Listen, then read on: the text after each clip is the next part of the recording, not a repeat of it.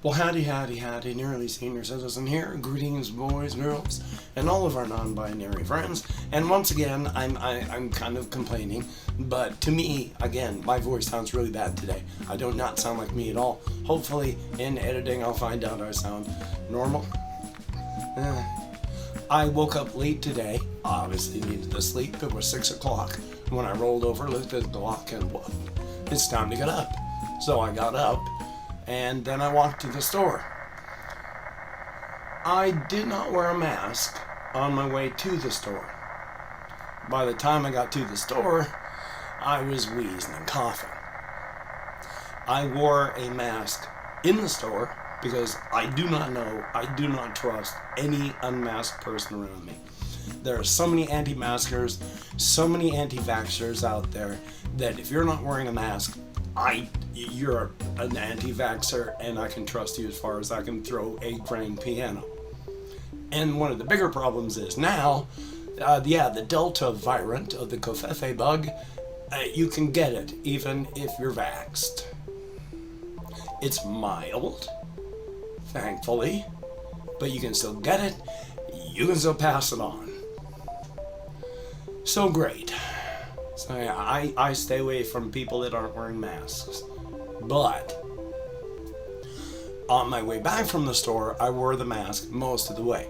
My problem with going out in this weather outside with a mask is my body does not do heat well. I've mentioned that before. And I have a few spots on my body that apparently my body uses as temperature indicators. One of them is my forearms.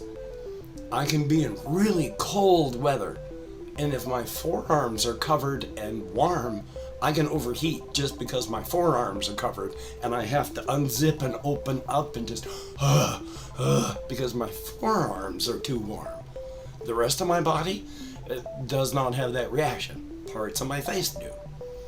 Wearing a mask in this sort of weather, that heat comes out and it starts building up around my face. I don't have an issue with my breathing. I oxygenate fine. I don't have a problem with any of that. I start getting anxiety from the heat buildup. So in this weather, I could not wear the mask all the way home. I've been going through a coughing jag the past 15 minutes. So, yay, and I'm really wheezy. I've got my window open because the kitty cat wants to go in and out, and we have no air conditioning, so I have the fan actually in the window. It blows outward to try and draw air inward this way, and I still got a fan over here that I got turned off, and then a fan outside in the hall, so I tried to keep the air moving outward from inside of the house. Hopefully. But it's been, excuse me. I had to walk to the store because I couldn't go last night and such because I'm just not feeling good. So I walked straight to the store and straight back this morning, and hokey smokes. The boxes aren't here, but I had to buy 4 boxes of stuff for allergies because that's the only reason I can breathe once I start moving and start doing this and I start coughing and hacking. I can feel it caught inside here. I'm having to push to make my vocal cords work properly. Because if I use the same amount of effort that I would normally talk with, I'd be just... Because that's what comes out when I use the same amount of energy. I'm having to push. My one housemate appears to be fine. I occasionally hear her cough. I don't know. The other, he's still really sick. I was talking to him this morning. 2 weeks, he's still sick. Well, it's been over a week now for me. I'm better, thank God. Hopefully today I'll be able to get my room cleaned up here. Hopefully today I'll be able to get that video edited, but hokey smokes. I spent a lot of time yesterday after therapy, which always is a big shake-up up here anyway. And not in a bad way, it's just that your mind is like a deep pool and everything is all tangled together with fishing wire. So you go, okay, I need to bring up this memory about a fish from 10 years ago. So you go pulling up on the line to bring up that memory of the fish. But the fishing line under the water is always shifting and moving and getting tangled on stuff. So you bring up that fish and it also brings up bad memories of something else that happened. And you've got to spend the rest of the day dealing with that. So it's not a bad thing. It's just our minds are deep pools that are filled with all these minds, and sometimes minds come up. I didn't have to deal with that. It's just always a bit of there's turmoil afterward. But I spent most of my time afterward watching videos and falling asleep and trying not to be asleep and sleeping anyway. So it's hell getting old, but better than the alternative.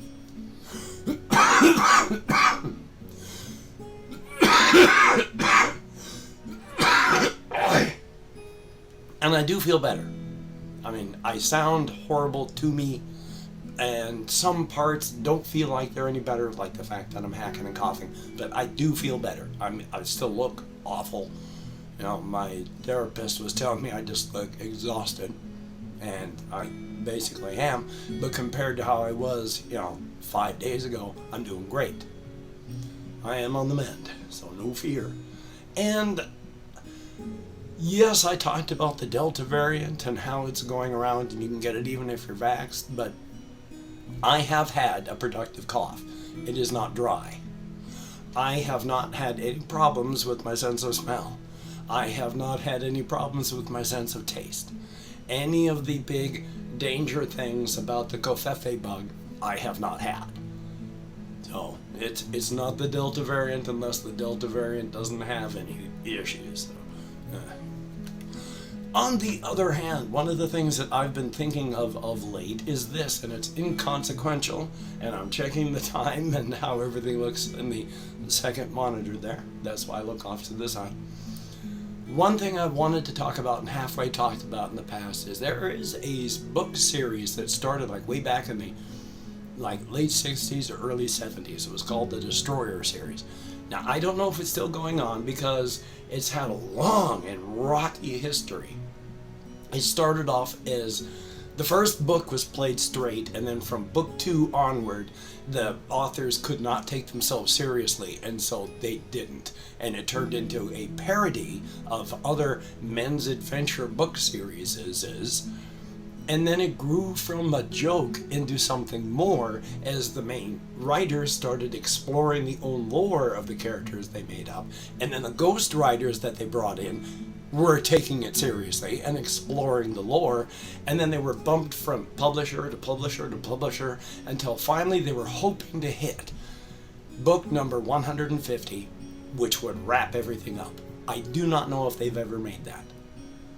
And what happened way back when is the two main writers, Richard Saper and Warren Murphy, they had a very interesting working setup. Eventually it turned into Richard Saper would write like the first 90 pages of the book, and then he would stop on page 90. Even if he was in mid-word, he stopped. And then he sent the rest of it off to Warren Murphy. And then Warren Murphy took it from there and then just wrote the rest.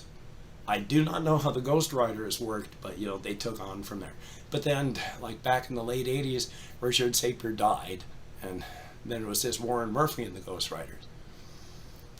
It started off as stated just a parody, and it started off a product of the time because it was a book series originally started and written as a parody of men's fiction, but part of that is you had to do the men's fiction stuff, and so they were very, very sexist and racist in the beginning.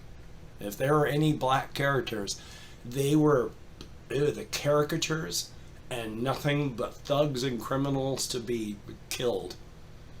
So that wasn't good.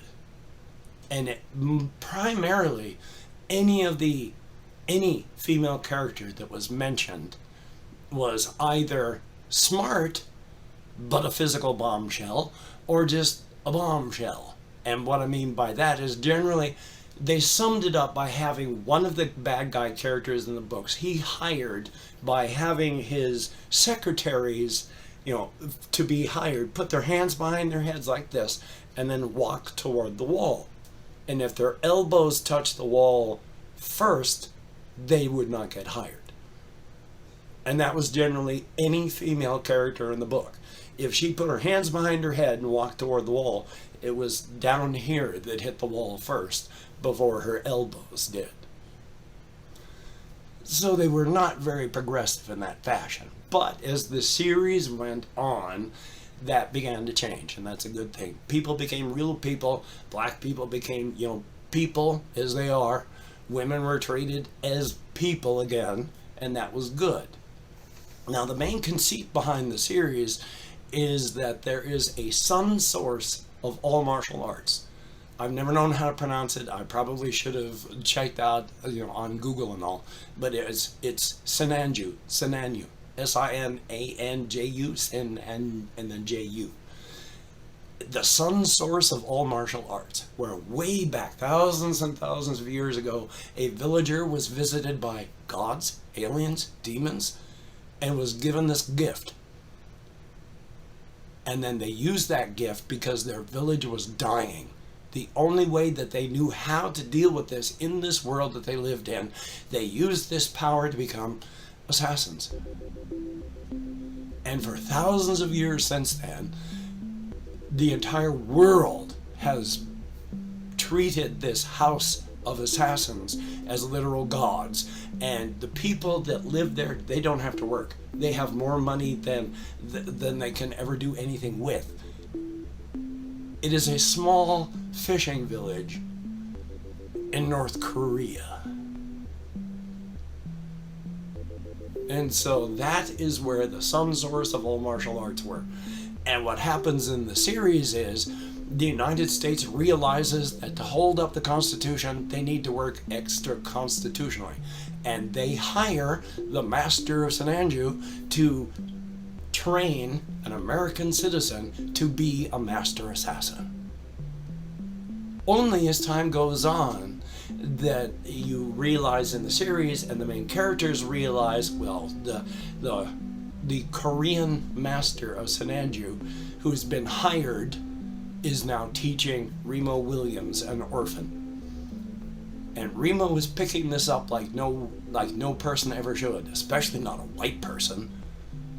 Because make no mistake, the master of Sinanju is incredibly racist, but toward everybody.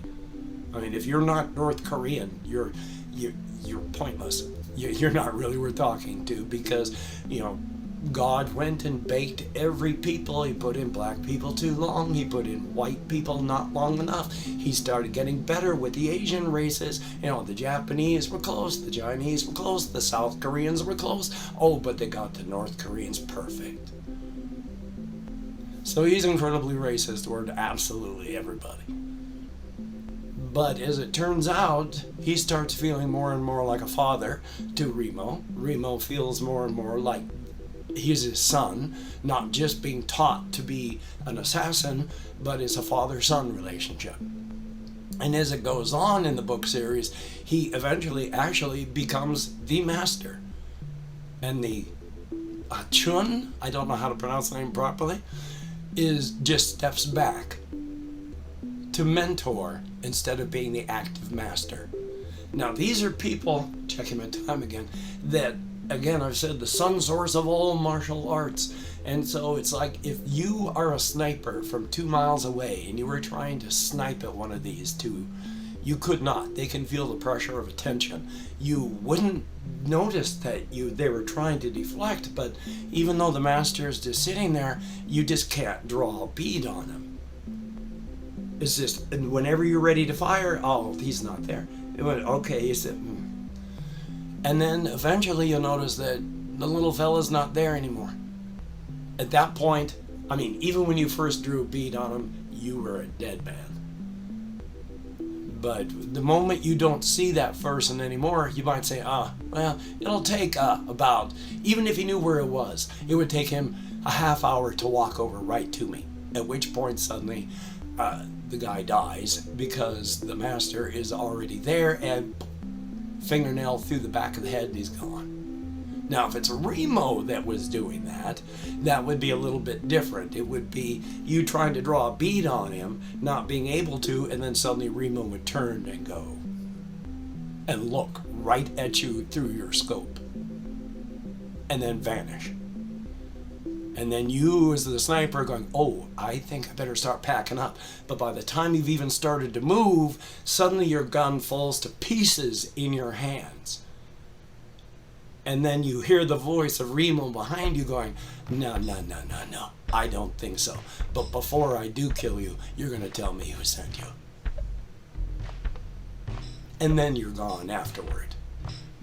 The authorities may find your body afterward. You may have been killed in some fashion that looks halfway normal, or they may wonder how somebody got a 500-ton hydraulic press out into the woods to do this to a corpse without leaving a trace. So it's an interesting series, and I just really like it. I am hoping to get my second half of my blood video edited today and then rendered and posted. I do not know if I'm going to be able to do anything else creative-wise. I think I need, with all my still wheezing and coughing, and I took 4 anti-coughy, wheezy, sneezy, antihistamine type stuff things before I started recording, which is the only reason I'm not hacking right now. But I'm going to hopefully get that done. The rest of the stuff I normally do, I can't because I'm exhausted from yakking and I'm trying not to cough. So if you have to go out, watch out for unmasked people. The anti-maskers, the anti-vaxxers are everywhere. The Delta variant is spreading and mutating, so even if you are vaxxed like you're no longer just safe. So maintain your social distancing, try not to touch your face, wash your hands, just be careful as you can. So you take care. Have a great day today. I will see you on the flip side, and that is a very good thing.